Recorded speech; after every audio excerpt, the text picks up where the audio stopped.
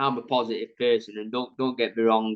I'm not saying I were depressed or anything like that, because I wasn't, because I've got a brilliant fiance and a family round me. What just what just all came round me to make sure I were all right and got me through it. But I didn't want to. I felt like I'd let everyone down. I didn't want to talk to anyone. I was that gutted within myself. But put it this way, the crowd anticipating something special once again.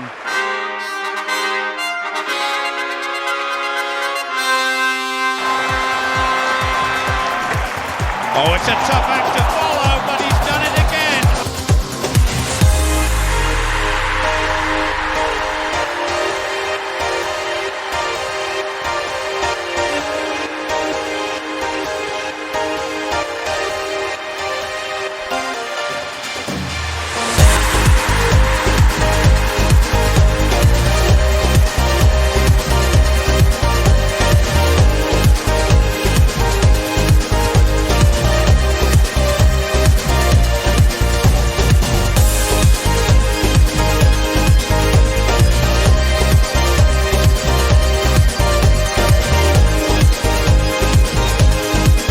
Excellence can be created, it can be replicated, it can be taught.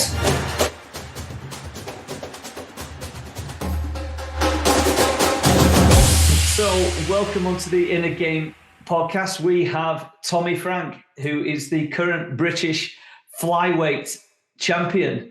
Tommy is somebody who's had a fantastic start to his career, made lots of progressions.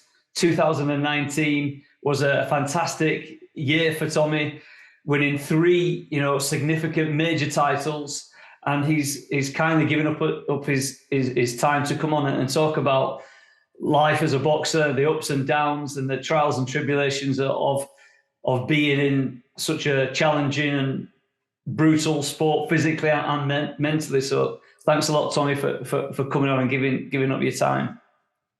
No probs. Thanks for having me. Thank you for having me. Yeah. So, how did it all start for you with boxing? What drew you into the sport, and what got you down into the gym to start with? So I think originally I'd have to say one of my cousins used to box amateur for Sheffield Boxing Centre. So I've been with Sheffield Boxing Centre, since I was 12. I think I was around 12 or 13 when I first went to the gym, and obviously that's the same gym that I'm with now. The same team.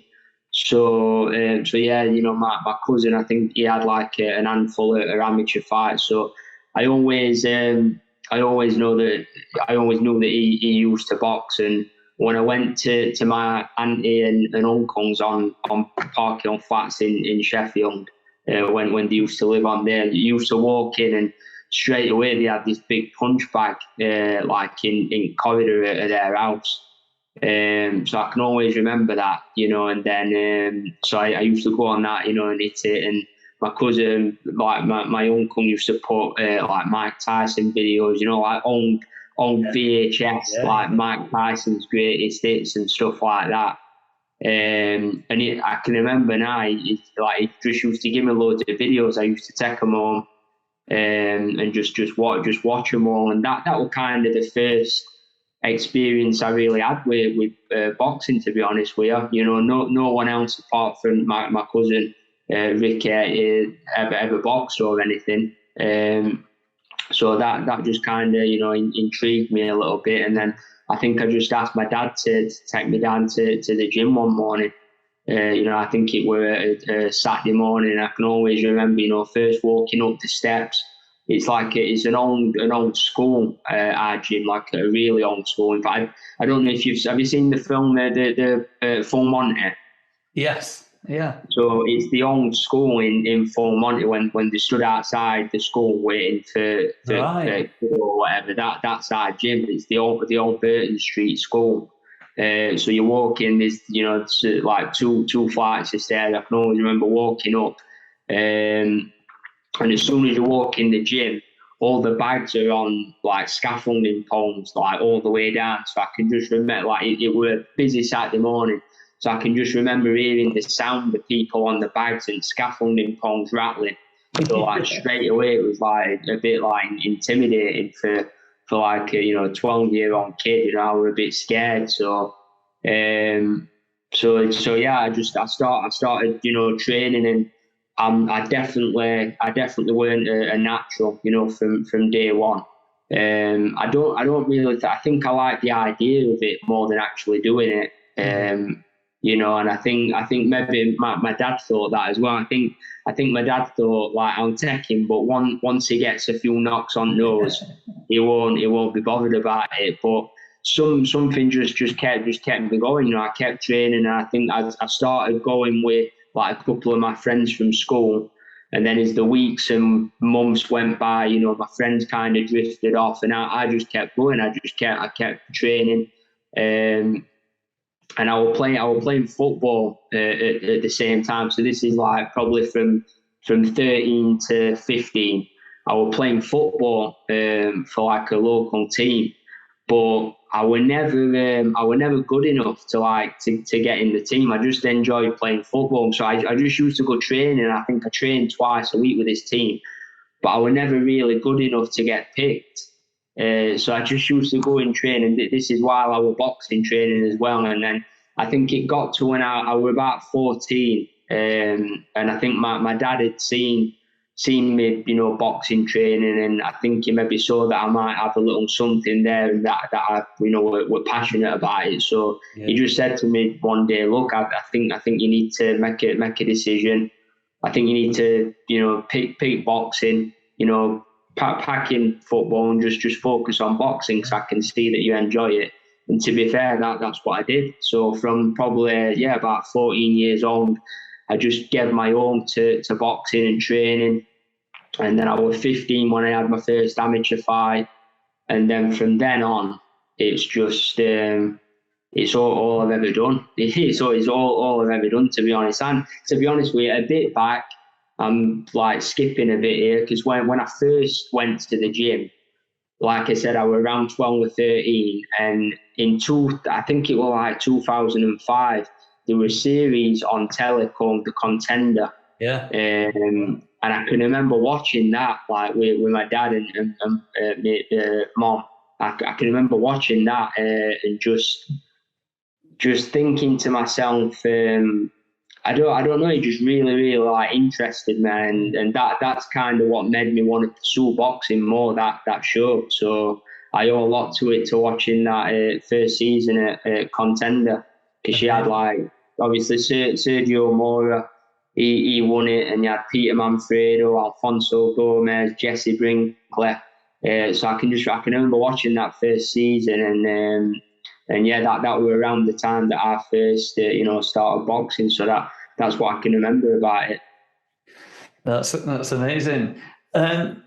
Sheffield is a big boxing city, isn't it? It's had some big names come out, of there. And I remember being a kid growing up when Prince Nazim came onto the scene, and he was somebody that obviously had so many different attributes, but one of the things about him was that he pulled in the crowds. He was entertaining, wasn't he? And I'm just wondering, with there being so many amazing boxers that have come from Sheffield, was there somebody or one or two of them which stood out the most for you, who kind of you connected with in some way, whether it as a personality or a style of fighting?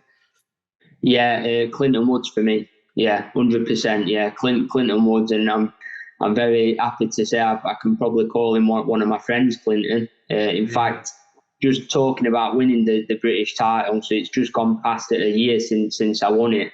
But I think it was like a couple of days after I won it, me and Glenn went to Clinton's house, and we took the Lonsdale belt. Wow. And I'd had some photos, and he obviously showed us around his house and stuff, and like he's got like his gloves what he boxed Roy Jones in, like in his attic or something. So like he took me and Glenn up to show us a few things, and he had shorts and gloves what he boxed Roy Jones in, them green Grant gloves. And they were just in attic, like collecting dust. And I was like, Clinton, like you need to get these on show, or like, you know, look after them. Like your kids are gonna be, you know, like looking at these like when they get hungry and stuff. And he's like, Tommy, my kids aren't bothered. They're not bothered about that. And it's just like, it's crazy.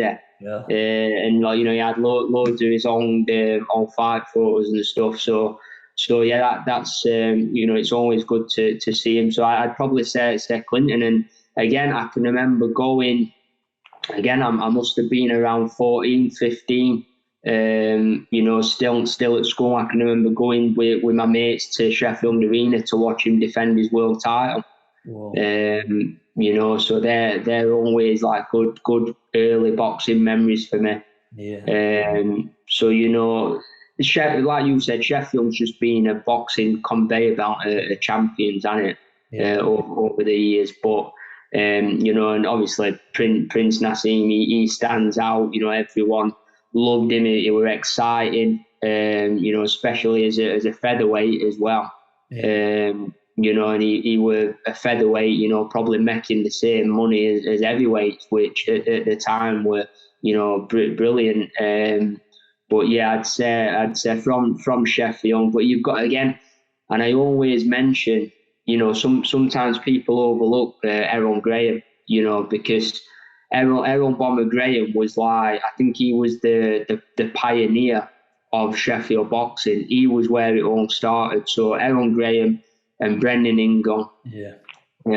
You know, my trainer Glenn Rhodes, he's a Brendan Ingle fighter. You know, he had all his professional fights under Brendan down at the Winkerbank gym.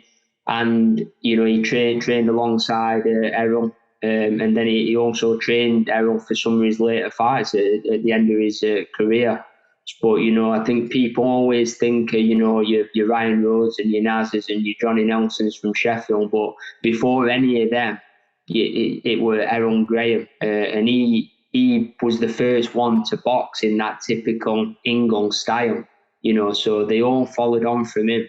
So I think he's been a massive ambassador for not just Sheffield boxing, but for boxing in general. And probably, you know, he's got to be the greatest fighter to never win a world title. You know, the greatest British fighter to never win a world title. I think Errol Graham. Yeah. Gosh, because I know the name, but I don't. If I'm not, you know, I'm showing my ignorance here. You know, I don't know. I don't know hardly anything about it. Yeah, you know, and I think you know, he's had maybe a few struggles, you know, since retiring in his later life, which is sad. You know, I think he is all right and everything, but you know, a lot of people you know, they kind of overlook Errol Graham, but what a talent he was. Yeah. So you'll have to watch some old video. Yeah, I will indeed. I do love getting on YouTube and watching those old school fights. So yeah, I'll definitely look him up. Yeah. And we were talking off air about how 2019 was, you know, a really big year for you, where you had a lot of success. I was just wondering if you could walk us through what 2019 was like. Obviously, it was going so well for you, and then when the lockdowns, etc., came along, that just pulled the rug from underneath your feet and kind of put the brakes on. Can you just talk us what it was like? You know, the positive side of it. You know, what it was like. You know, going for those titles, winning those titles, and then the aftermath after that, if that's okay.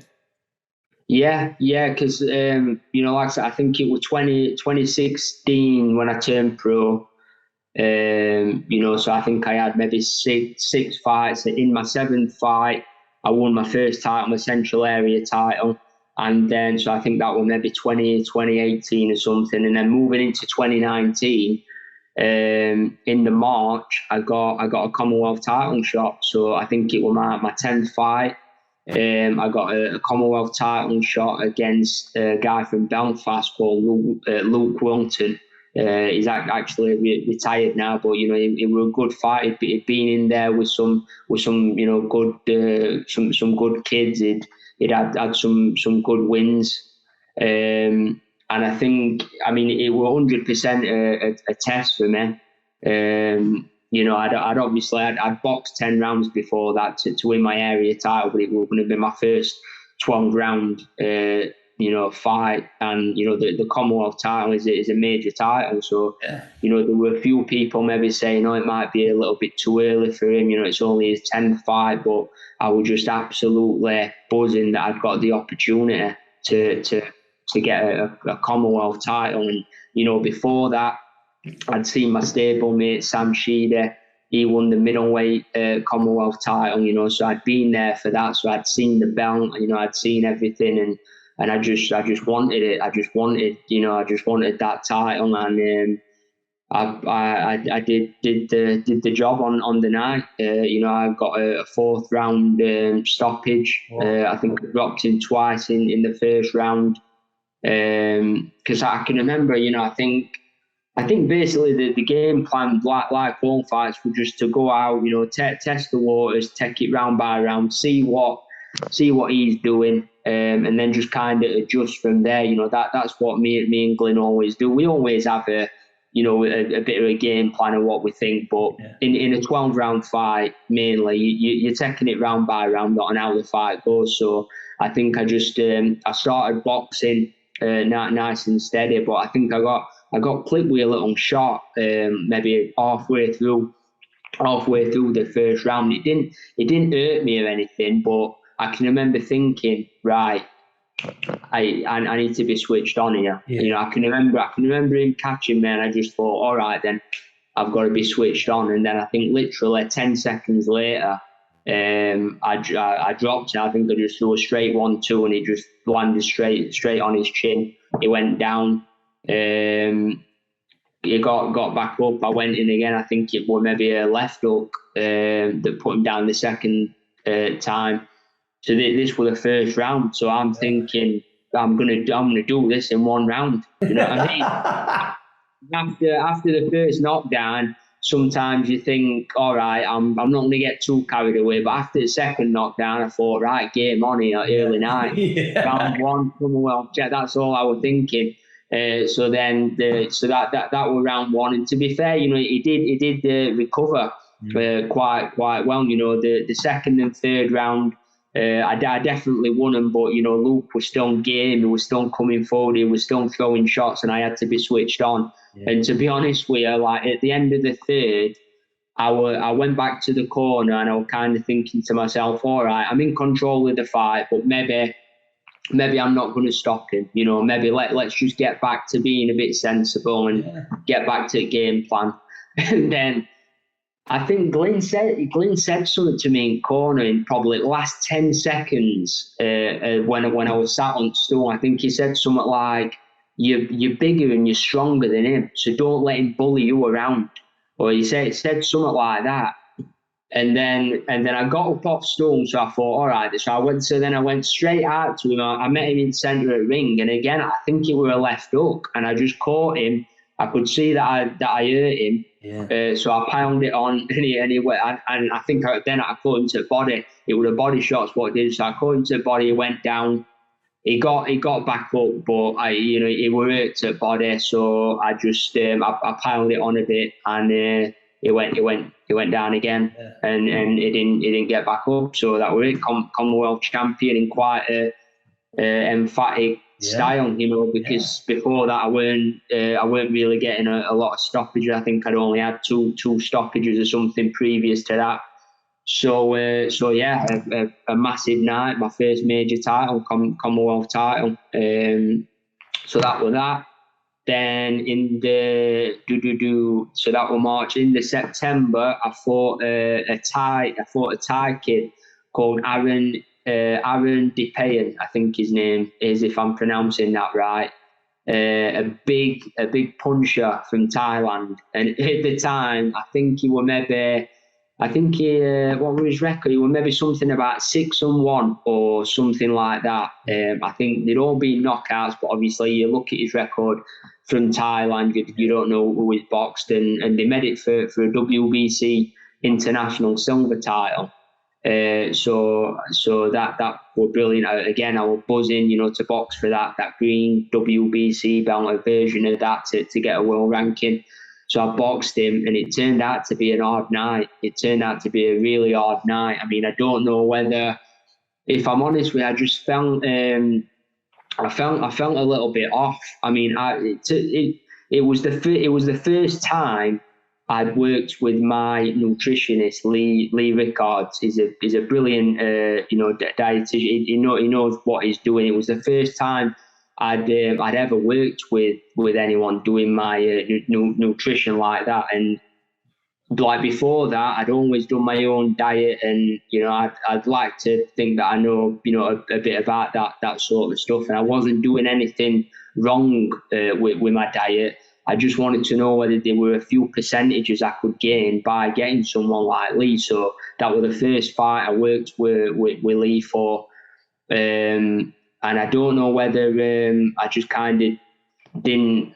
I don't know whether I just kind of deprived myself a bit close to the fight, but I felt a bit weak. And then what happened was, I think I weighed in, and I don't think I stuck to the refuel plan, because obviously I'm on like a 6 or an 8 week plan to make the weight perfect, and then after that, you get a refuel plan.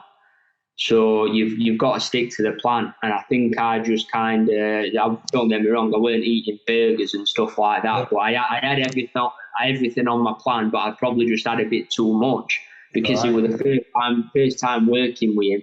Yeah. I weren't really clued up enough to know not to do that. Yeah. So on the day, I don't know, I were a bit just a bit sluggish. Yeah. And like and it turned out that the guy had just like the heaviest hands you've ever known in your life.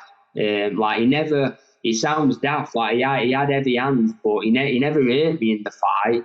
He just had heavy hands. Yeah. So just when it's hard to explain, but when I was catching his shots on my gloves or the body shots, and he was kind of hitting me like round back in like my kidneys, and like I were weeing blood after that fight. Like I can remember I was doing my drugs test and stuff after the fight, and it was just red blood.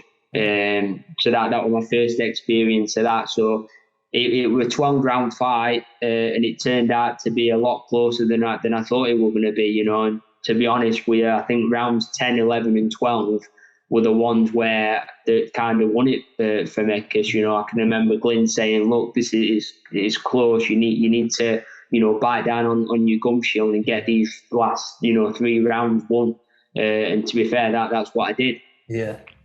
So I got through that fight, and he's since Aaron DePayan. He moved up to bantamweight, and then he's just fought the monster in Inoue. I think he went like 8 or 9 rounds with Nayo in Inoue. Yeah. So and then I think he went on like a 5 or 6 knockout spree after the fight with me. So he's definitely not a bad fighter, and he's not been back to Britain to fight anyone since. Yeah. So that was that one, and then so that was September, and then in November, Dennis got wind that there was a potential IBO flyweight world title fight on the cards. So that would mean me moving down to flyweight, which I was confident, because I was working with Lee, and he assured me that I could make flyweight. So that was brilliant. So before that, to get a ranking in the IBO rankings, we boxed for an IBO Intercontinental title. So I fought a Mexican called I forgot his name. Martin Tequapetla. Again, I'm probably not pronouncing it right, but I boxed a Mexican for the IBO Intercontinental title. 10 rounds, I won unanimous decision. So that was that. So we got that, and then I got the ranking in the IBO. So the IBO flyweight world title fight were all set up against another Mexican, Maximino Flores, and that was set in Sheffield in the following March, so the March of 2020. Yeah. So that was brilliant. So I had a nice Christmas. Went straight back into training for the IBO world title fight. We went about 3 weeks before the fight. We went over to Fuerteventura just to do a week's training, get some sun and some good sparring over there. And then, you know, like a couple of weeks before that, that's when kind of people were mentioning COVID. I mean, people had been talking about it before, but it was just like one of them things what you see on Facebook and you just scroll and you think, yeah, that's not going to happen. You know, just like this virus from China. Do you know what I mean? And you're just thinking, yeah, all right, just keep exactly, yeah. But then as the weeks were going on, you just started hearing more about it, didn't you? And then, I can remember just before we went to Fuerteventura, my manager, Dennis Hobson, rang me and he was like, Tommy, I don't think you should go because I'm looking about what people are saying about this coronavirus. It seems like it's spreading. I think it's in England now and they're reporting cases of it. And I was like, Dennis, what are you talking about? As if that's going to affect like this. Do you know what I mean? I was like, don't worry. Like, Tommy, I'm just saying. So I ended up going this night before. We went out to Fuerteventura, and I can just remember every morning we got up, we were having a coffee and that before we went for his run, and we had BBC News on, and it was like every morning, it was saying like tennis has been cancelled. And then next morning it'd be like, oh, today cricket's been cancelled, cases are rising. So we're all kind of, they were like, you know, four or five years, we're all kind of looking at each other. No one's saying what we're all thinking because we didn't want it to become real and we didn't want to jinx it. But we're all thinking, wow, is this getting a bit serious? You know, I hope it doesn't affect fight and stuff like that. So that was that. So a week went by and then we were coming home. I think it was a Friday. We were coming home, and in the airport in Spain, we were in duty free getting a few bits, and the woman behind the counter were like, "God, you're so lucky. You're going to be one of the last flights out. They're going to close this airport this afternoon." Gosh. So we were like, "Wow, what is happening?" Yeah. So apparently we were one of the last flights out of Spain. We got back. And then over the weekend, everything was just blowing up a little bit with news and cases. So I didn't know what were happening. I was talking to Dennis. He didn't know what were happening. And then I think on the Monday, I think that's when Boris made his first announcement. You know, saying that we were going into lockdown and stuff. So obviously that just messed everything up. So I think that were like maybe 10 days before the fight. But everyone, literally everyone were in the same boat. I'm sure we all had plans. And then, yeah.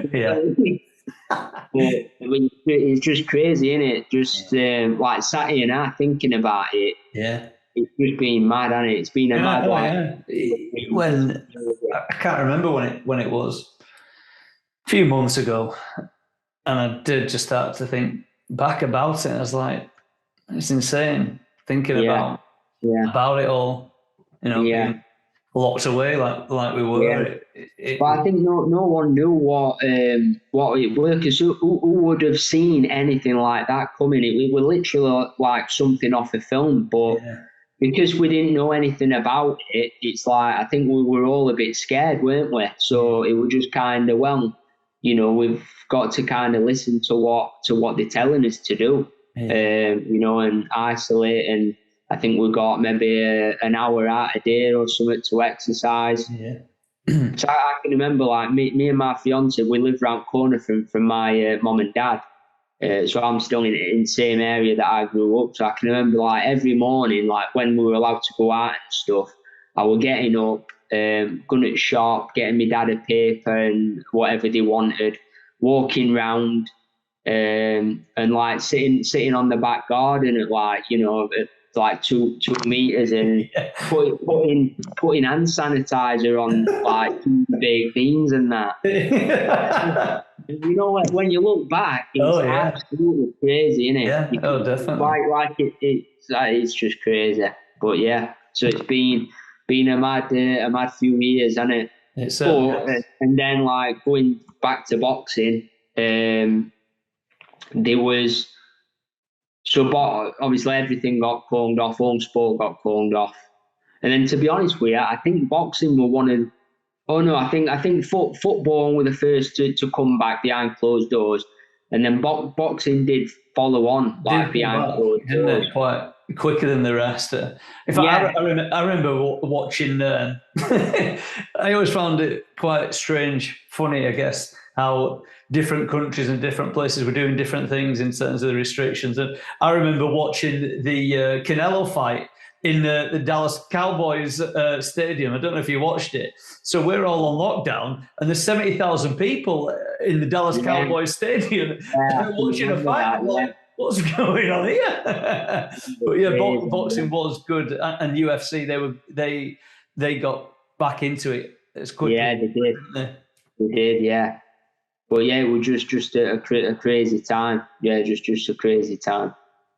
So then, what then happened then about that with that title fight? Yeah. Did it then get rearranged? How did that come out? I was just about to tell you. Then I forgot. So at the time when boxing came back behind closed doors, there were going to be no like international fights. There were no foreign opponents coming into the country, so it looked like it was going to be all domestic fights. So I said to Dennis, look, this fight's not going to happen for a while. Is there any chance if it's going to be domestic? If it's only going to be domestic fights, the British title's vacant. So why not try and get a British title fight on? It makes sense. There's only going to be British fighters to fight. So straight away he got on that, and I think another Sheffield fighter, Kyle Yousaf, he was already in the picture for that. So the fight got made between me and him, between me and Yousaf. Yeah. So it was Dennis were going to put a show on. He was going to promote it. He made. I mean, fair play to Dennis. I mean, again, looking back now, it seems absolutely crazy, but he put a boxing show on in Sheffield Arena car park, mate. Did he? I mean, yeah. So it was. He made a bit of history. I think it was like it was Britain's first what were it? Well, boxing show in a car park, I suppose. Yeah. Well, that's it. Driving. It was that's what it was. It was driving. Gosh. Yeah. So you literally like a drive-in cinema. Yeah. You drove the cars in. It had the ring. It was televised. It were on Eurosport. Really? Whoa. Yeah. And people drove the cars in, parked up in like an old cinema style or whatever with the lights on, all beeping their horns. And I wish I'd known. I would have been there. Yeah, honestly. So the British title fight were made for that. So it went on. Basically, Kyle Yousaf, for whatever reason, he kept pulling out of the fight. So it got to a point where I couldn't box. I think Yousaf pulled out maybe about 4 weeks before this car park show. There was no one else to box for the title at the time. So it ended up being a fight for the IBF Intercontinental title, which is another ranking title in the IBF. And I got a Mexican called Hugo Guarneros. So again, this was like, maybe 3 or 4 weeks notice. and I thought I want to fight. It's still a big fight. It's an IBF Intercontinental, so that was the driving boxing show. So it was got him literally shipped over from Mexico. yeah. So sorry. So at this point, foreign fighters they were letting them come back in. I mean, not for every fight, but for such as title fight, they were letting them come back in. So like I said, I fought Guarneros for that title. It were in December. I think it were 11th of December. So it were in Sheffield Arena car park. Obviously the ring. The ring were in the centre of the car park, undercover. There were all cars there, beeping. It was really weird. I mean, no matter what's happening outside the ring, any fighter, I'm telling you, as soon as you're in the ring and you're fighting, it's just any normal fight. You're not bothered about what's happening outside the ring. So I started the fight well. Guarneros were just a typical Mexican style. Coming forward, trying to have a go. But I were kind of. I were boxing, but I was stood with him a little bit, and I were landing some good shots, and I were moving my head, making him miss. To be honest with you, Glyn weren't very happy because I were probably a bit too standing with him a bit too early on. Do you know what I mean? So what I did in the first 3 rounds, probably I didn't really need to do that. Until probably round 6 or 7 and 8. That's when I really, when I could have dug my toes in a little bit with him and landed some heavy shots. So I think Glyn just wanted me to ease into the fight and just box, the first 3 or 4 rounds, get him in the bank, box, use my skill in that sense. And then it were just a bit of a nightmare from round 3 onwards. I think it were a jab initially. I threw a jab. I don't know if it landed or it missed, but I felt something in my left shoulder, just like a little twinge. So I thought that weren't good. And then I kind of shrugged my shoulder a little bit. Obviously, when you're in the fight, whether you think you're hurt or not, you don't want to give anything away to the other guy. So obviously, I threw that shot. I felt a little twinge in my shoulder.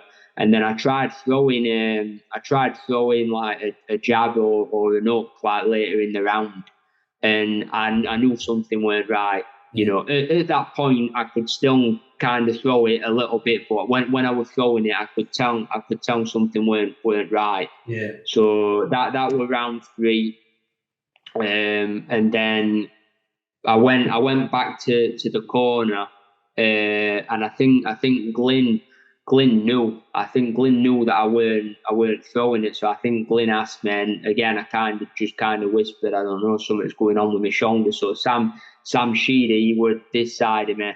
He started, doing a bit of work on it and stuff, just trying to bring it back to life a little bit. But then, as the rounds gone on, it was stiff. It weren't only. I mean, I'm just trying to remember what it felt like now, but it was just there was nothing in it when I threw it. It was like it completely went. So it weren't agonising pain just then. But as the rounds went on, it started locking up. It started seizing up, so I could throw it less and less, if at all. Gosh. So I think it was by round 5, I was just fighting with my right hand, and I think in round 5. I think I had the best round of the fight in round 5. Honestly, I think I hurt him to body. I think I went to body, and then I landed a shot bang on his chin, and it was a good shot. I'm not saying I staggered him or all like that, but I had a good round in round 5. So I kind of kept that up. But what it were as the rounds went on. I think it took him a few rounds to realise what had happened. At first, I think he was just a bit confused because I was using just my right, but I were having some success. Yeah. So I was thinking, what's he doing? But then I think by round 6 and 7, I think he clicked on that I'd hurt myself. And then he was just, putting it on me, and it was just. I just felt like the rounds were just slipping. Nothing. It weren't hurting me. It weren't catching me with loads of shots. I weren't getting hurt, but it was out flurrying me. It was two ones against one. You know what I mean? Yeah. As the rounds were going on, I just felt him slipping a little bit. And then I think it were round 8. I think he landed a few flurries towards the end of round 8. I was moving, I was getting out of the way, but I would probably. I mean, I'd a box, till round 12 like that, and who knows? I don't know. I probably in my heart of hearts, I wouldn't have got the decision if it went 12 rounds. Because like I said, I thought I was doing well, but he was just nicking the rounds off me with his work rate. Yeah. So I think just on that alone, I probably would have ended up losing the fight. But then at the end of the 8th round, I think it was round 8, and Glyn punked me out in the corner, and I were absolutely devastated. Yeah. I were absolutely devastated. It was first loss. It was just a bit of a weird, surreal moment, because I can remember sitting in corner, and I think my eye was swelling up a little bit. So Glyn were working on that, and then I think right at the end, when I was about to go out, it was just like, right, that's it. That just relax. That's it now. And I was like, what do you mean? And then he was like, that's it, you're done. Yeah. And I was pleading with him in the corner. So this is at the end of the round. So obviously, seconds out, round 9. So referees come in. Guneros has stood up. I'm trying to stand up, and Sam Sheeny is grabbing me and sitting back down. And Glyn turned to ref. I think it were Mark Lyson ref. I think and just said that's it. So he waved it off. Yeah. You've got Guneros shouting, celebrating, on his knees, celebrating, and I can just remember just sat there. Obviously, my shoulder was in bits by this point, but just sat there. I'm in middle of Sheffield car park. It was raining. There's cars with the red lights beeping, and I'm just looking across ring. He's on his knees celebrating, shouting, and it was just like just one of them surreal moments. Yeah. It's actually happening. Yeah. And I was absolutely gutted. I think I did my interview with Eurosport after with Glyn, and I think I might have even cried a little bit on it. I think I can't remember fully, but I was absolutely gutted. Because it was my first loss. Yeah, my first loss. And doing that to my shoulder, that weren't great. So then that was that.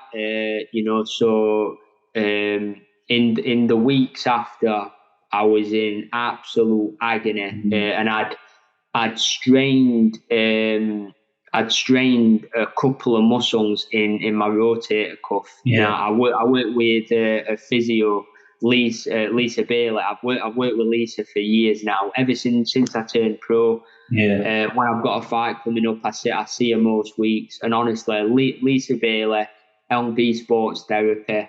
She sponsors me. She always has. And the rehab for that injury from Lisa were brilliant. She got me back. At first I went for scans and everything, and I was so lucky because I didn't need surgery. So the muscles that I'd strained in the rotator cuff, they could be rehabbed by just doing exercises. It was going to be a long process, but thankfully I didn't need surgery. So I just had to go on a full rehab, program with Lisa, and to get it back right, which took a long time.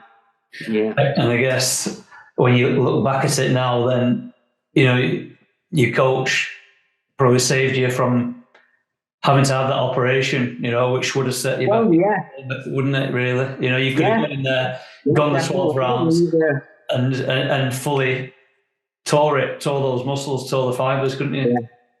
Yeah, well, either that or, you know, I mean, anything can happen in boxing anyway. And at that point, I was well and truly, you know, fighting with one hand. It Yeah. only takes one shot. You know, I could have been knocked out in round 9. Who knows? That's boxing. So, you know, Glenn's well known for looking after his fighters. So at the time, as much as I like whined and moaned about it, you know, he's the guy that's got to make them decisions, and he made that decision. And like I said, you know, looking back on the fight, I probably weren't going to win it anyway, as much as I'd have tried. So he kind of saved me for another day. Yeah. And one of the things that's always, from the outside, you know, not being involved in boxing, but from the outside as a fan of boxing, one of the things that I've always seen or felt that happens is that a loss for a boxer, you know, it's much. It can have a bigger impact, can't it? You know, whereas like in UFC, for example, the losses on the record don't seem to mean as quite a big a deal as the boxer's loss record. I don't know what you're. Am I right in thinking that, or not? Yeah, definitely. You know, I like the way that the UFC does it, because it doesn't really seem to matter if you lose a fight in like MMA and UFC. If it's a good fight, you kind of, even if you lose, you get another chance, and it's not the end of the world, you know. But where I think in boxing, as brilliant as Floyd Mayweather was, you know, and it won't go down as one of the best fighters. He probably didn't do boxing any favors, because he set that unbeaten record. So you've got fighters looking at that thinking, you know, that's the be all and end all, when in actual fact it's not. You know, you go back, through the years, some of the greatest fighters like your Sugar Ray Robinsons, Muhammad Ali, Jack Dempsey's, who else? I don't know, Joe, just all of them. You know, they all lost. They all lost, and they all came back. Because let's be honest, you know, your Floyd Mayweather's that's a one like a once in a lifetime sort of thing. You know, but I think throughout a professional career, you know, the odds are you are going to take a loss, you know, eventually, you know, whether it's, you know, age what catches up with you, or injury, or you just get beat by the better man. You know, it doesn't mean that you're not going to learn from that and come back. You know, so, and I think that's not just with boxing, that's just with everyday life, innit? You don't go through your life and everything's, you know, fine and rosy. You know, you take hits and things don't go your way, and you know, you can get really like down sometimes and upset, but that's part of life, isn't it? It is. Sorry for getting a bit deep and that. No. I like to go deep, Tommy. So it's the same thing, like, you know. So I always think it's like someone said it. It's like if you went to the pictures to watch a film, and it was just like you know, just an happy someone at the start, and they went through and nothing exciting happened. They were just happy, and then that's it at the end. You'd be like, what was that all about? What a boring film. But that never happens, does it? It's normally someone's happy at start, and then something gets blown up, or someone dies, or he loses everything, but then he gets it all back again, and that's what makes the film good, isn't it? And that's kind of life. So you know, like boxing as well, it'd be boring if it all went your way. That's what I think. So you're right, and there's I don't know what era he wrote the book, but it's going back a long time ago. A guy called Joseph Campbell wrote a book, and it's called The Hero's Journey. And it basically, he went and studied all different, a lot of like religious texts and Bibles, you know, looking at the stories that was in them. And then he broke down like the formula of the story. What is it that makes the story of like a hero, if you like? And many of the most popular films have been designed following this story, this hero's journey of how, somebody was forced into taking on, a path in life that they didn't really want to. They had their setbacks, that forced them to change in some way. They had to seek help from a mentor. They taught them, some skills, the wisdom, and and I can't remember all, the full breakdown of it. But as you say, it's part of life, and without the challenge, without the resistance to us as people, there's then no growth, because it's after the loss which causes somebody to make a change or not. If they don't make the change, it's happening again, isn't it? Or you make the change, and that's how we evolve as people, and that's how you as athletes evolve and get better, isn't it? You learn in those moments of when something doesn't go right. Right? If somebody's honest enough with themselves, do I need to make a change here? And often the answer is yes for all of us, isn't it? But if we try to, looking at, like, carrying on with a boxing analogy, if you try to protect that, undefeated record, then you're not truly fully expressing yourself. You're kind of hiding to keep the record, which it does, from the outside, that does seem to happen. That, people are protected, aren't they? They're keeping away from certain fights at certain times. And even for me, Floyd Mayweather, I think he certainly did that. Fought people at the right time purposely. The fight with Manny Pacquiao was like 4 years too late. And so there's elements of that, but it's a fight. There's being smart, isn't there? But then there's also kind of, if you're holding back in some way, there's some kind of fear, some kind of resistance, and therefore you're not fully in it. You're not fully committed to what you're doing. Or that's certainly what I believe, anyway. Yeah, no, 100%, 100%. And again, going back to Mayweather and, like, the unbeaten records, I don't think Mayweather's going to go down as the GOAT, as he says. He's not going to go down as the greatest fighter ever. He's not. But he was an absolutely fantastic fighter. He's a Hall of Famer. But he probably won't go down as the smartest fighter. Just as in terms of just getting the most out of his career, and being smart and positioning himself, and maybe choosing the right fights at the right time and getting the most amount of money. No one can fault him for that. But the one question mark that will always be on his career is, would he have been able to bounce back after a defeat? Which is something that all the great fighters have done.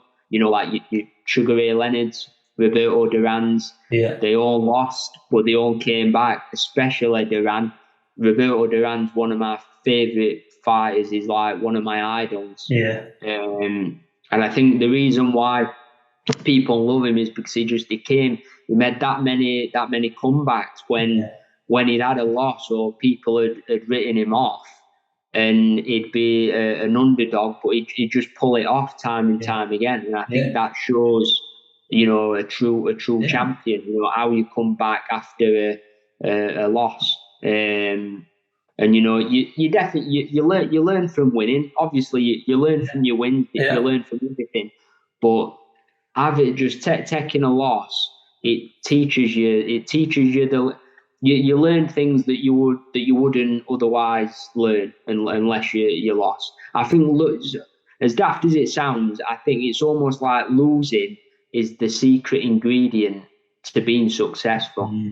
Do you know what I mean? I completely agree.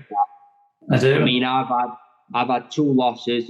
Talking about the first Wineros fight, when my shoulder went, I went and lost rematch, didn't I? So so that weren't good. So you can imagine how bad I was feeling after the first fight with the injury and stuff. But then after doing all the rehab, coming back and then losing the rematch basically just on a bit of a tactical miscalculation, let's say. It was a close fight, it was a split decision. To this day, as I've said, I still thought I nicked it, but then looking back, I weren't busy enough in the championship rounds, and I think that's what ultimately cost it me. So that was my second loss in a row, and after that, I was absolutely devastated. After that loss, I mean, I'm a positive person, and don't get me wrong. I'm not saying I was depressed or anything like that, because I wasn't, because I've got a brilliant fiance and a family around me. What just all came round me to make sure I were all right and got me through it. But I didn't want to. I felt like I'd let everyone down. I didn't want to talk to anyone. I was that gutted within myself. But put it this way, I think it was 12 weeks, almost to the night. 12 weeks later, I won my British title. Yeah.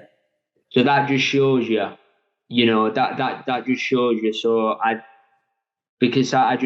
knew I had more to give, and I knew that wasn't the best version of myself. So although I might have spat dummy out for a couple of days or a week, after I'd had a wind down, I got back in the gym. I took what I'd learned from the fight, stayed positive, stayed training hard in the gym, waiting for an opportunity, and I got it. And I won a Lonsdale belt. So that just shows you that, doesn't it? Yeah. And if you weren't able to, get control over your emotions again and get yourself straight in your mind after that second loss, if you didn't find a way, as you said, I think things go wrong, and the key for all of us in sport or in life is to be able to take something positive, a positive meaning from that event. And people kind of can struggle with their emotions and go into a bad place when they can't find that silver lining in the event, that positive meaning. And if I'd imagine you in that situation, if that was all doom and gloom, why me, that kind of mentality, you're not going into that next fight for that British title in the right state of mind that you'd be in. And then that one, that opportunity goes. So the question I'd like to ask is how do you think, because I think this is called the Inner Game podcast, because with all the sports psychology work I do, I'm always looking for those who are successful and trying to find out how they do it. And one of the things that I'm able to do with the techniques that I have and teach people is when I can start to understand how one person has done something, I can help somebody apply that process to them. Because everything is a pattern. Everything that we do, all of our performance states, our day-to-day states, is driven by patterns. And everything that all of the words that we're saying, they are fueling an emotional feeling, a state. So the more somebody thinks a thought, the more it energizes that emotional feeling. It's almost like a balloon. You think a thought more, and that balloon gets bigger and bigger. And if you keep thinking negative thoughts, that balloon can blow. And mixed in with that, if you're thinking negative thoughts, and often at a subconscious level, you then start seeing negative things, that only amplifies that even more. And being able, so one of the things that I spend a lot of my time with is helping people change that internal state. So if they do have a bit of a lull, that they're able to break out of it and get into a positive state again. And one of the keys to that is finding out, well, what are you actually saying to yourself? What words are you saying? And the key is how are you saying it? The tone of somebody's words that they speak. When somebody is depressed or sad, you can feel it, can't you, in their voice? And I'm just curious, obviously after the dust settled after that second loss, how did you turn that around internally to then go, right, I'm not having this, I'm moving forward in some way? How did you go about it, Tommy? I know what you mean. I know what you mean. And like going back to what you said a few minutes, it's just like energy. Everything's energy in it. That's what everything is. That's what we're made of, energy. Yeah. And like talking about like The Secret and law of attraction, things like that. I've done that for years. Awesome. I can't tell you how many videos I've watched or how many times I've watched The Secret or whatever. And when I look back at like, you know, when you look back at times in your life when you were on a roll and like you were just attracting stuff. Yeah. Like when I won my Commonwealth title and just loads of things in my life, like the house I'm in now, mine and my fiance's first house, just amazing things in life, just like that. But when you think, but then there's been times where I fell off it, and I'm not perfect. You know what I mean? I'm not just saying that I think about something and I attract it and I'm happy and positive all day. It don't work like that. But as I'm getting older, I'm kind of realizing the cycles of when I am on that positive frequency and how good things are, and you just attract it. But then on the other hand, when I am letting little negative thoughts creep in, or when I'm just worrying about things what don't matter, and then you just attract that more. And as the years have gone on and as I've got older, I've realised that more and more.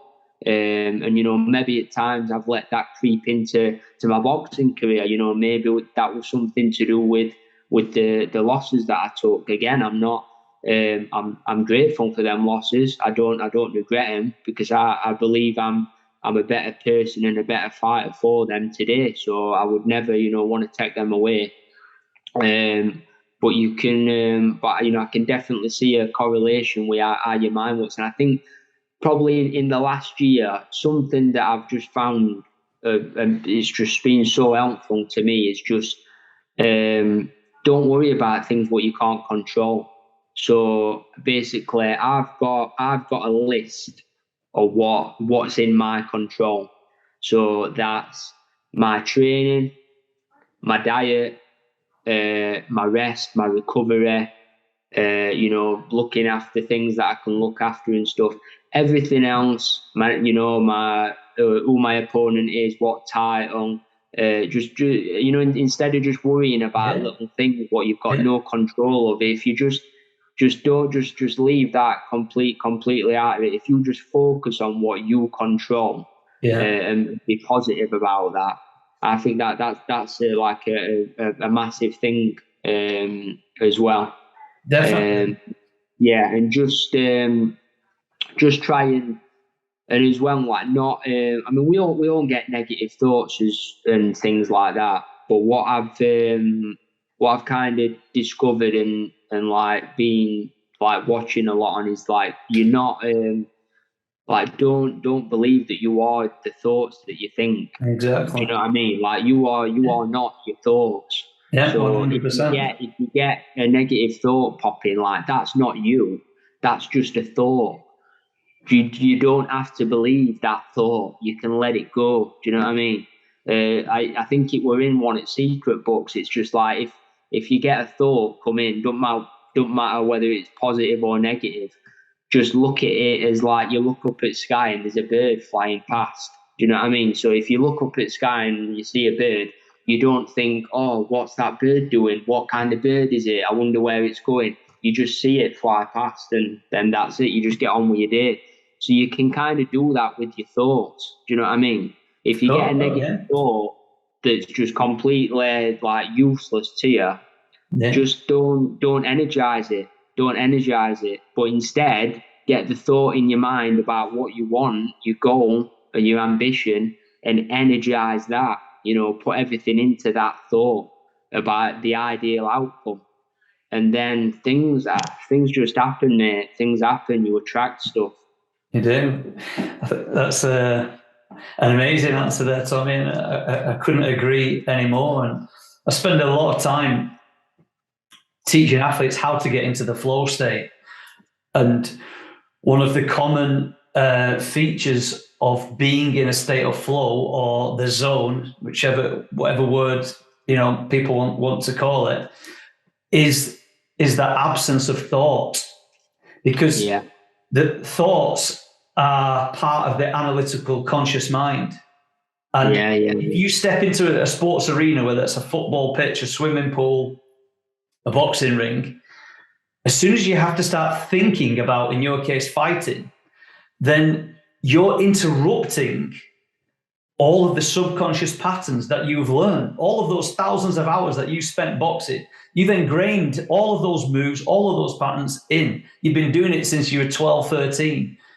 And as soon as you have to have a thought about something, well, the conscious mind can't work as fast as the subconscious. I can't put a number on it, but however, it's ridiculously faster than conscious thought. So helping the athletes get into that flow state means that they can perform, as I said, in the absence of analysis, because we have this conscious mind, and part of why that is there is looking out for danger. And as soon as you start thinking, what if this, what if that, what if I let people down? What if I let my family down? What if he's faster than me? What if the team are better than me? As soon as those thoughts get in, that's taking you out of your optimal zone. I call it the zone of excellence. And as soon as you're not in there, you're in a survival state. And people often don't even realize that they're there. People who are unfortunately trapped in negativity, they're just them, being them, not realizing that all those negative thoughts are creating those negative feelings, attracting negative things towards them. So people just often don't understand how their cyclical thoughts are taking them out of the best version of themselves that can be. And in sport, the key is, as I say, just let the body do what it's been trained to do, and getting control over that monologue, that internal self-talk is the difference between having a setback and getting stuck in a rut, and then, as you say, flipping it round. Right, this has happened. Now, what do I want to happen? When you step into that ring, you cannot afford to think about what you don't want to happen. I don't want to get hit by this punch. I don't want the fight to go 12 rounds. I don't want this. I don't want that. You are programming into your mind exactly how you want to fight. How we're going to approach the first round, the second, the third. How is it going to change in the middle section of the fight? How am I going to fight differently in the end of the fight? What am I going to do differently? And it's the most common problem that I find working with people, is that their mind, as soon as doubt comes in for whatever reason, they might not have slept well, got an injury, the opposition has changed, whatever it is, in whatever sport, as soon as the doubt comes in, the thought process is then flipped to a more negative survival state. And that's never going to get... To believe it, because to believe that thought. Yeah. You know what I mean? Yeah. So you get thought like, like I didn't sleep well last night, and then that leads into another thought like, but so then I'm not going to perform, or I'm feeling a bit sluggish. So even though you're not, you're telling yourself you are, just because you believe that first initial negative thought. Yeah. But your mind is like just such a powerful thing. It is. And like, again, going back to that flow state, I think especially in sports, that's what you need to be performing in. You shouldn't be thinking. It's all about feeling, not thinking. Do you know what I mean? So like you said, own your hours of training. That's your muscle memory. So when you're going into a fight, you should just let your reflexes take over. Trust yourself, trust your instincts, and go with the flow. And again, like looking back, you know when you've been in that flow state. You do. Like I look back at certain fights where not in it's like a learning process, but there's been certain points in certain fights where looking back, I was 100% in that flow state. You know, I can't even really remember the fight, you know, because I was in that much of a flow state. And I think that's what all kind of athletes crave, you know. And I think that's where you do your best work, you know, when you shut out the thinking mind and you're in flow. So yeah. Well, my last two questions for you, Tommy, because I could stay here for a long time chatting to you, mate, because I'm really enjoying this. For you, how important, and I ask this question to every athlete who comes on, how important is the mental versus the physical? And I know this is challenging to do this, but if you could put in, for you, in the sport that you play, or take part in, you don't play boxing. You don't play in that sport, do you? How much of it is mental and physical? If you could put a percentage on it, for you to step in that ring and achieve the things that you have done already, and for you to achieve the other things that you're striving for, how much of that is the physical work that you're doing in the training and in the ring, and how much do you think is it mental?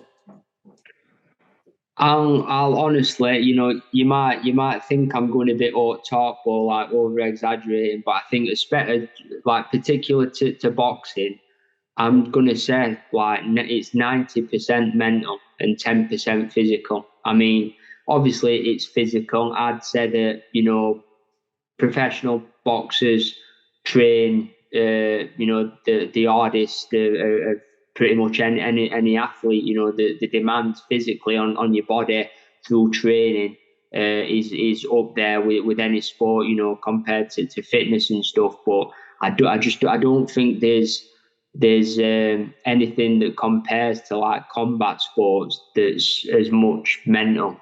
Yeah, I've had lots of different athletes on. I've had 3, you know, gold medal Olympians on the show. You know, and everybody's answer always sways more to mental. You know, I think you're the third person that said 90% mental. A huge number of athletes have said it's 80%. Yeah, I think I've only had one person who has been on who has tipped it more physical, and that was a cyclist. And I can understand that a bit more with cycling. Yeah. It's more, there's not much skill to cycling, you know.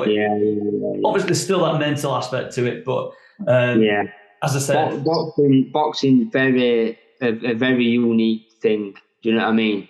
And as much, I mean, we're not really. It's not a normal thing to do, is it? Because with you and so many athletes saying, you know, the same thing about the mental side of the sport, and you yourself putting such a big emphasis on the mental side of it. I'm curious to know is how much time do you give to the mental side? And this is one of the questions that I always pose to the people that I work with. You know, they give so many hours, you know, a day, a week, a month, a year to working on the physical, and yet so many of these athletes, they're saying that you know, it's 70% mental, 80% mental, 90% in your case. And then when I ask them, so how much time do you give to developing yourself mentally, preparing mentally? And then often the answer is 0. Just curious, Tommy, to how much attention do you actually give to it in your weekly work or in preparation for a fight? I'll be honest, when it comes to like so when it comes to like maybe achieving, like getting into that flow state and stuff, I could probably do with your help on that to get you to, you know, to practice that. Because I'll be honest with you, like on mental work, I just do general like law of attraction, manifesting stuff. So every day I do a gratitude journal. I do like a list to be grateful for. I just do general positive things. Yeah. But obviously that obviously helps me in boxing, but that's just like everyday life as well. So that just keeps me on that positive track. You know, not everything goes to plan, and there's off days and days when I'm in a mood, but I'm able to snap out of that fairly fast just by doing that. Yeah. But you know, that's something you know, actually pursuing, you know, kind of getting into that flow state and things that are really going to help me in the ring when I'm actually performing, you know, on fight night. Maybe that's something that I need to put, you know, a bit more effort into and do some research on that, you know, because like I said, you know, I just do my general work, you know, to try and keep my mind in a good place, and then I've found that everything just flows good, you know, from doing that. Well, I mean, such a powerful thing, even what you're doing there. You know, gratitude is one of the most powerful, you know, emotions that one has. You know, all emotions is energy, and we are driven by our emotions. To go to bed, that is an emotion. It's a feeling. You know, this drowsy feeling. It makes us do that. When you're feeling hungry, you know, you get that feeling. So we're constantly driven by our feelings. Our feelings, these energetic feelings, drive us to take action, either towards something or away, towards pleasure or away from fear. And by every day, by focusing your mind, again, like you were saying, on the positive, by being grateful for something, I'd imagine that is doing a really good job for you into keeping you in this positive state. Because, you know, not realizing how grateful you are, you could wake up each morning and list off a bunch of things that have gone wrong, that are going wrong, that isn't what you want in your life, and then go to training and put in a crap session, couldn't you? Yeah. And so, you know, it's very easy for myself, you know, all of us. But I do similar things to you. I spend time. I try to spend time each day focusing on something and focusing on things that I'm grateful for. But what I teach some of my clients is how to actually energize that feeling. And if you are interested in, which you are, the law of attraction, one of the things that helps people attract things quicker is when somebody is wanted to set an intention or a target, is if you list off and think and really immerse yourself in the feelings of gratitude, remembering what it looks like, sounds like, and how it feels when you're really grateful for something or lots of things. If you can then think of this thing that you want and then attach those feelings of gratitude to the future, that really helps to bring that closer. It helps collapse time, because the mind does not know the difference between what is out here in front of me now and what I'm seeing with my eyes closed. So if you can visualize and imagine your future under the presence of the feeling of gratitude, then the feeling of gratitude is that you already have something. So if you're thinking about your future target whilst feeling grateful, to your mind, it thinks you already have it. Yeah. And next thing you know, these things start coming faster than what you think. And as you're saying, it's when we, and myself, and it certainly happens to me, when I allow myself to get knocked out of that, and it is that, you know, people don't want to believe that, and I wouldn't believe that when I used to think about all the crap stuff that had happened and went wrong. But it's my choice to keep thinking about this thing that happened all those years ago.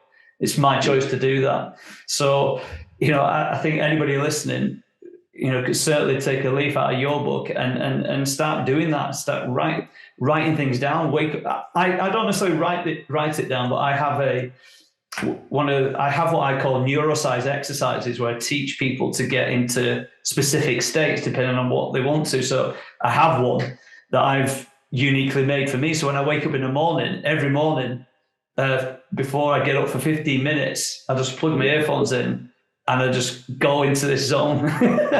and then I get up and I'm like, bang, let's go.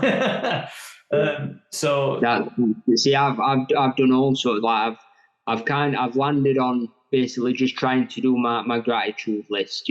Trying to do it every day. I don't do it every day. I try to. I do as much as I can. But in the past, like I've done like Tony Robbins, like morning priming. There's a video on YouTube, and it's brilliant. That's like you do it. The one where he does it with the breathing. Yeah, you do it. Yeah, you do it. So you do it first thing in the morning. It's something like 3 minutes breathing, getting your breathing right, getting your body energetic. 3 minutes of gratitude for what you've already accomplished, what you've already got, and then at the end, like 3 minutes of gratitude, but for a goal, as if you've already achieved that goal. So basically, exactly what you just said. So for me, that'd be me. Stood in centre at ring on my next fight, getting my British title wrapped back around me. I've just defended it and feeling that gratitude like that. That's a powerful visualization. And like you said, like gratitude is number one. Yeah. If you think about gratitude, if you're grateful for what you've already got in your life, you attract more stuff, to you. Yeah. Sorry, I'm still there. Yeah, sorry. Sorry, I thought I'd lost it. No, it did. It went a bit wonky, the Wi-Fi there. Right, I think we are back. Yeah, sorry. Yeah. But I mean, gratitude is number one, and I'm only human. Like I have my negative moments, and like my fiance, like she'll laugh because something will happen, and I'll go on a little. I'll just basically spit dummy out, and I'll have a little tantrum. And she used to like kind of argue about it. Nah, she just leaves me to it. She just gives me my 5 minute of having my tantrum because she knows that's all it is. And then I'll just look at her and then start laughing or something, and I'll get back on my just whilst we're there, an analogy that I use about emotions, it's kind of easy for when people start, sometimes people want to start picking holes in people when they start talking like, for example, you are, if you know what I mean, the positive way of thinking and feeling and manifesting and attracting things. But so that when somebody does have one of those moments, you can go, well, I thought you were Mr. Positive sort of thing. But if you don't let that emotion out, it's going to stay in you, And analogy that I use is if you used to take like a balloon or one of those flyaway penny float footballs, if you used to take that and try to push it down in a swimming pool, yes, you're going to be able to keep it down there, aren't you, for a bit? But to keep that ball down there creates a lot of energy. You've got to keep it pushed down there. And in the end, you might be able to keep it there for a minute, 10 minutes, 20 minutes. After an hour of that, 2 hours, 3 hours, 4 hours, you're going to get tired trapping that down, and it's going to come out. And the longer you've trapped it down there, the more energy it's going to come out with, which leads to a bigger outburst of emotion, frustration, anger, sadness, whatever it is. So anybody who is listening, don't, feel the feeling until it goes away. Don't try and resist it. Don't be scared. What you resist persists. Say that again. What you resist persists. Yeah. Don't resist anything. That's what it is. It creates, like when you don't want to think a certain way, or a situation's happening and you don't want it. That's the energy. That's what you're creating. You're not wanting it, and you're hanging on to it. Yeah. So you've got to, don't resist it. Accept it, then let it go. I could talk about this stuff for hours, honestly, and I don't know why. like you said, I don't know why people sometimes maybe look at you funny when, you know, you start talking about attracting things, but if you think about it, it's just common sense, because that's what we are. We're all energy. Like, I'm literally made out. We're literally made out of the same stuff. What the moon's made out of, and what Mars and what the universe is made out of. So, and it's scientifically proven that you can measure your thoughts as energy. And there's the positive vibes and there's negative vibes. So it's not really all that kind of widespread like opinions on it. It's kind of common sense. If you think about it, it really is just common sense. It is. The problem is that most people aren't prepared to spend enough time to actually do a little bit of research to break it down so they can understand it themselves. So they rely on what somebody else is saying who doesn't agree with that or understand it themselves. And this sort of stuff isn't really taught. It's not taught in schools. I work in schools. It's not taught there. It's not taught. The type of thing, the quantum science, the quantum physics, the quantum energy, that type of science it's pushed to one corner, and as a result of that, so many people just think of the world and ourselves as these physical bodies, these physical beings. But if you take one atom, 99.9% of an atom is nothing but energy. And if you break down, one cell and break that down into atoms, it's made up of multiple atoms. When you keep going down and down and down through the physical layers, it goes down to nothing. So we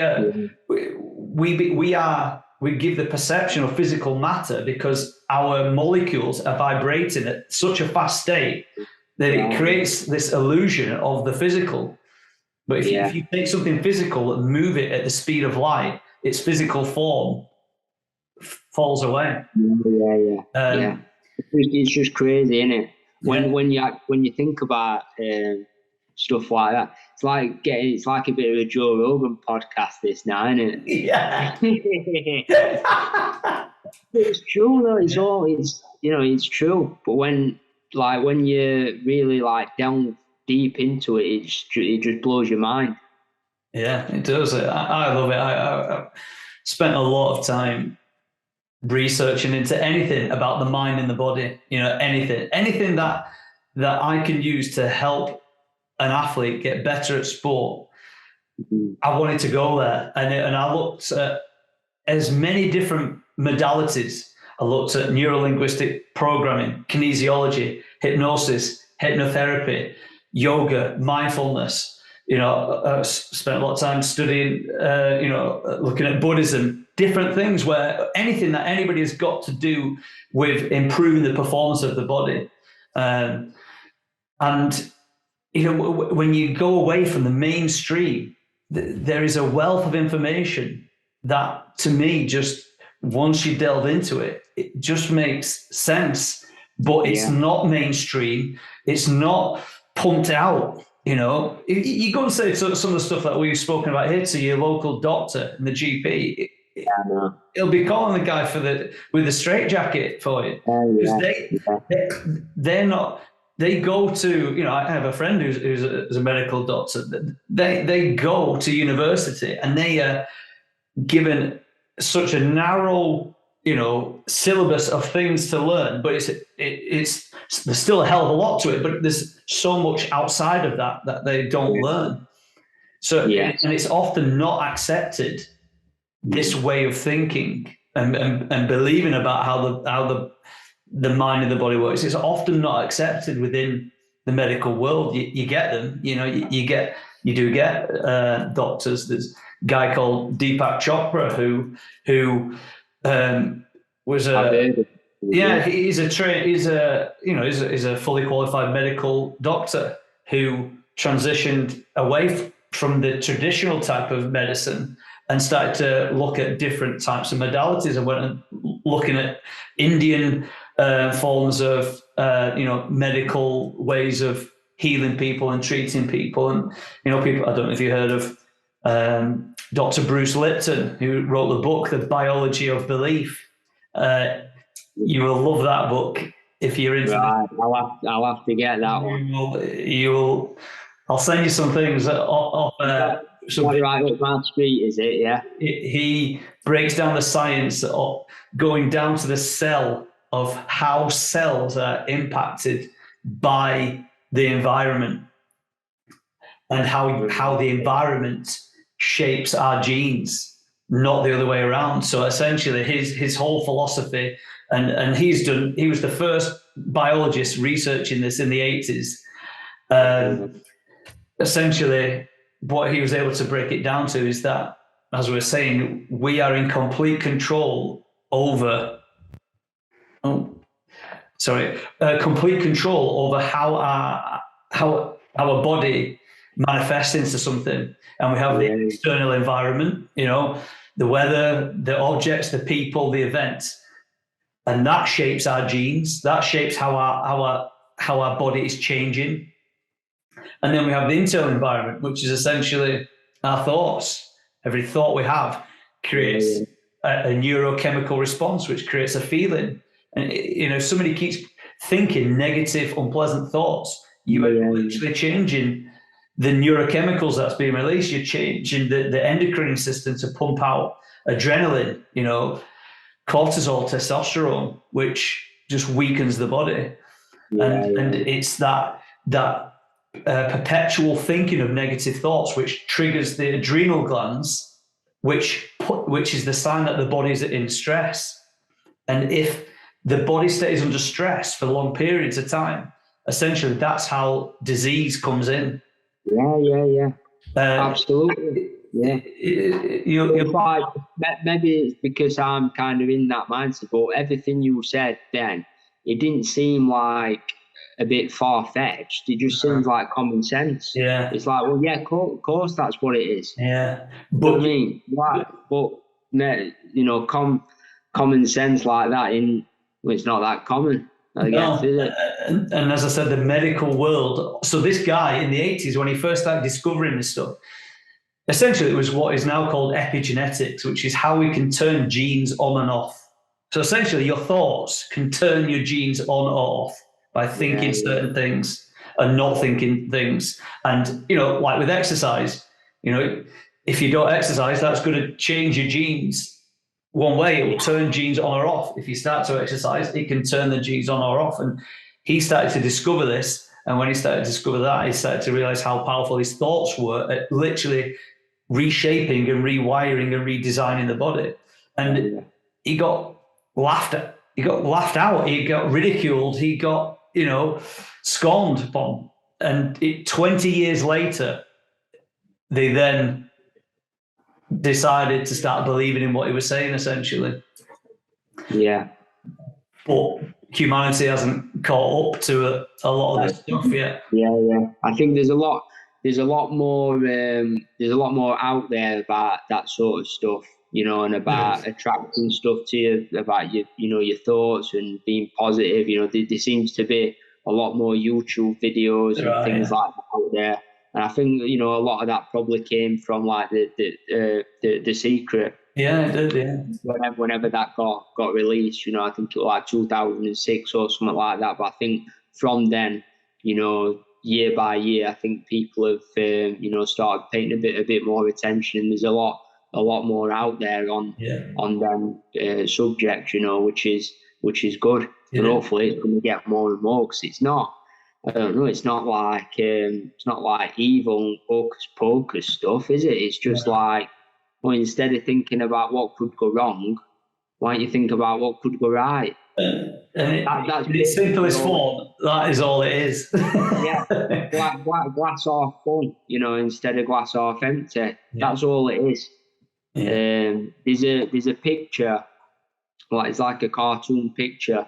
You might have seen it. It's like two people on a bus, and one sat on one end is looking out, and it's all dark and gloomy, and he's just sat and then the other guy's looking out and it's sunshine and it's like, and basically it's just, you get two choices, don't you?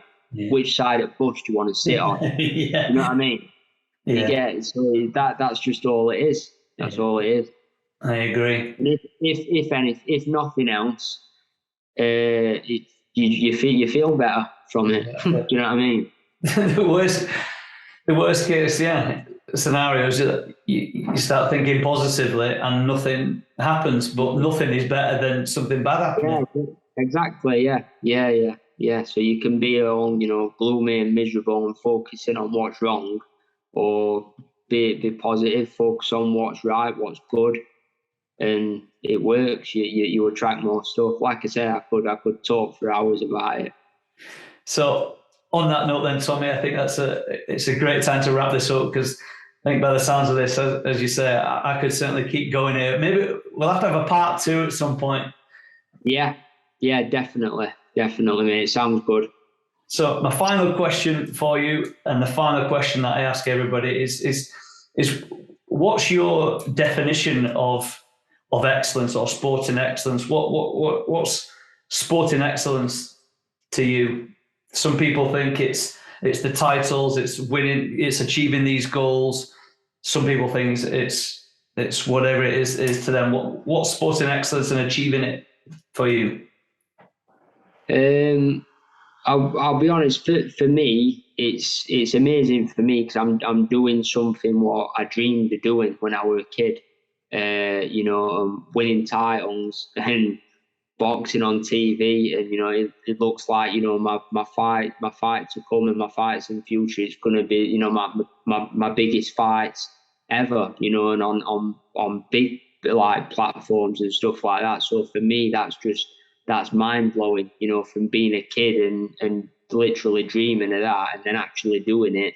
That's something that's just unbelievable to me. So I have to pinch myself, and again, I'm so grateful for that. So grateful for that. But then, but something else what means more to me, probably means the most to me, is the impact I can have, like on, like just put boxing to the side, because like I had like history with like I had open heart surgery when I was 5. Like I had an hole in the heart. I was born with that, so I had that repaired when I was 5 years old. I had heart surgery. So since starting boxing, since becoming, thankfully since being successful with boxing, I've worked with like the British Heart Foundation and Heart Research UK, like heart charities. Wow. I've been to visit kids on hospital wards. Oh. And took the bounce and everything. Sorry, are you there, mate? Yeah. Have you got me back? Yeah. Are we back? Yeah. Yeah. So like just so being able to make an impact and being a bit of like role model outside of boxing, that's the number one, I'd say. So that, and that hopefully I can, even after my boxing career, I can still continue doing things like that. Because being successful in boxing, that's brilliant for me, and hopefully I make a lot of money in the future and look after my loved ones. That's what we all want. Yeah. But I think when you can step out of that and you're actually you're actually a role model for other people, and especially kids, kids who aren't very healthy, who's got problems, and they're looking up to you, and you've been an influence on their life. You can't buy that. No. Do you know what I mean? That you no amount of money can ever buy, can ever touch that. And I think that's ultimately what people remember, innit? Your impact, what you leave, and the people that you help. I think that's from what I've just said. Then that's the number one. I think you've got to help people if you can. Yeah. You've got to give something back, and that's number one, I think. I agree, and the heart of what I am doing and striving to do with the Science of Excellence is to help athletes, if they get and when they get to where they want to get to, or if they are there, is to help them realize that they have this amazing opportunity to pay back what they've got to help humanity in another way. Because we were all kids at some point that needed some inspiration, and for me, sport is more powerful than politics, than any politician, and I believe that it's we the people that actually have the power to change society and change culture, because I don't see many politicians doing an awful lot to do that. Yeah, and I 100% agree with that. I think you've got to use your platform, what you're on, for good, to be a role model for others, and especially kids to be a positive role model. I think we need more positive role models, these days. And I think sports people, it's the perfect platform, because obviously I'm a professional boxer, and it's brilliant me being successful and winning titles. But at the end of the day, that's the career I've chosen. Someone else might choose another career and be, they might be a doctor and be a very successful doctor in what they're doing, and that's their career. But the difference is, I've got the chance to get myself on a big platform where I can actually, make a difference to a lot of people. And ultimately that's the number one for me.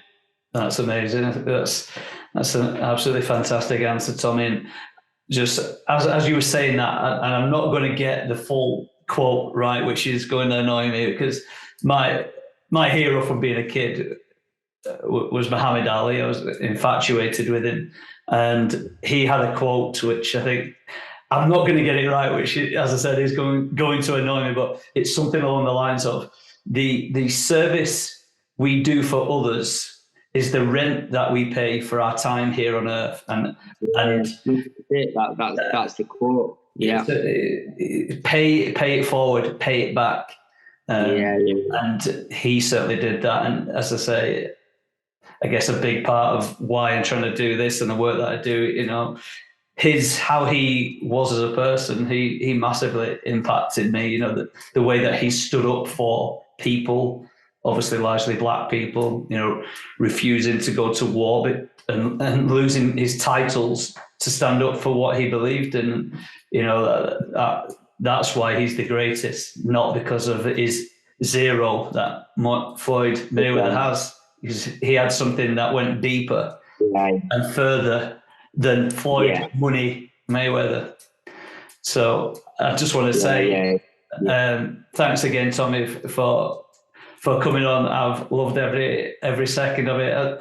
As you said, we went a bit deep there and went down to Joe Rogan levels with that conversation. But I absolutely loved it, and I would definitely enjoy further down the line another.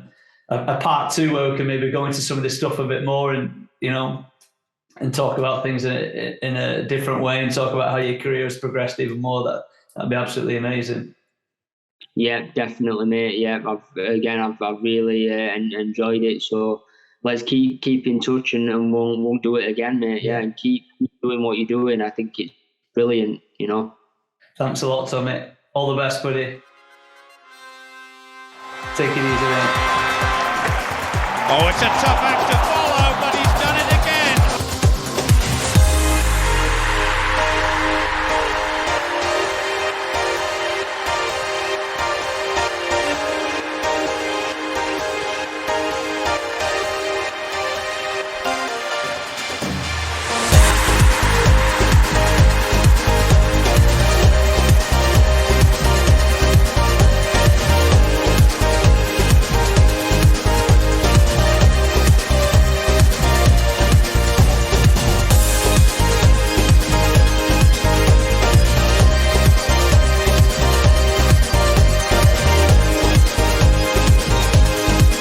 Excellence can be created, it can be replicated, it can be taught.